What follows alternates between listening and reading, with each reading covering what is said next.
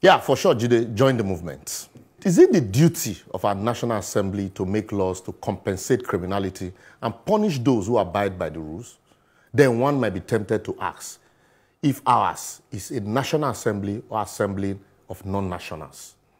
These questions became pertinent as when one hears that the National Assembly is proposing a bill to grant amnesty to terrorists and the House of Rep members are buying foreign vehicles in opposition to Nigerian-made. Are these members oblivious of the prevailing situation in Nigeria? In a country where people can hardly feed with $1, that's 362 naira a day, the members of our House of Representatives are going to spend about 5 billion naira buying 400 pieces of 2020 model Toyota Camry at the cost of almost 40 million naira per car. We're informed that the members even rejected the locally manufactured Innoson vehicles. It is obvious we are there to serve them and they are not to serve us. Even the members representing Innoson constituency couldn't insist that their own vehicles be bought from Innoson Motors. So much for Esprit de Chop. So money meant to develop and enhance our economy will take flight to foreign land to buy cars.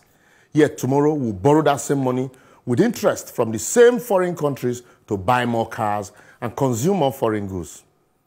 Don't forget, we have closed our land borders to enable us grow our local industry. Who be fool? On their part, at the Senate, a bill sponsored by Senator Ibrahim Gaidam, a former governor of Yobe State, now a senator, is proposing not just amnesty for Boko Haram, repentant Boko Haram members, but to send them abroad for studies. Yet we say we don't compensate criminality here, as we deal with them decisively, like government will always say. The bill, which will create a national agency for education, rehabilitation, de-radicalization, and integration of repentant insurgents in Nigeria, will get its funding from the Universal Basic Education Commission, that's UBEC, and the Tertiary Education Trust Fund, that's STET Fund. With such laws, Boko Haram members will soon begin to scream members, as all you need to do to get rehabilitated and be given foreign scholarship will be to enroll as a member of Boko Haram, repent after 1 or 2 months, and boom, you're on your way abroad for studies.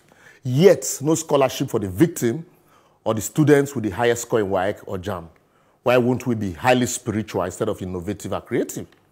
I don't know whether to laugh or cry.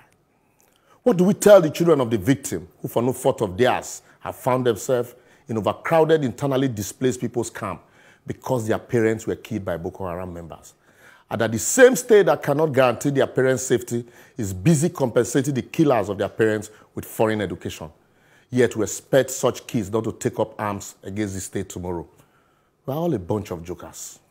What will you tell the parents of Leah Shaibu, or the mother of the abducted schoolgirls in Dapchi, or those from Chibok, majority of whom are still in captivity today, or the parents of the boys slaughtered in their sleep in the secondary school in Buniyadi, that why the states that couldn't bring the killers of their ward and captors of their daughters to book, those arrested by the state are being compensated with salaries and foreign education. Yet a senator sponsored this bill. Make we fear God, though. If we are rehabilitating and educating and reintegrating the terrorists, what happened to the victims, who are increasing in their numbers by the day? Have they been rehabilitated? Have they don't need rehabilitation? How do we dance on the graves of our servicemen and women who have died, some carelessly, in the fight against terrorism with such an idea and hope to prosper as a nation or find peace with our conscience and maker? With such ideas, without knowing it, we are gradually building an army of dissidents who will be emboldened to take up arms against the state in no distant time. I would therefore advocate that if our lawmakers don't want Nigerians to see them as strangers, that's assembly of non-nationals, they should not only jettison this ostentatious lifestyle that further fleeces the country, but strive to make laws that would promote unity, equity, welfare, peace, and rehabilitation of all Nigerians, irrespective of tribe or tongue, because we all need rehabilitation. The average Nigerian should also be aware that the country belongs to all of us, and the time to be collectively and genuinely interested in the affairs of the executive, legislature, and judiciary is now. As a little fire you live today can leave you without a little in the near future. A word said in half goes into the wise and becomes a whole. I don't talk my own.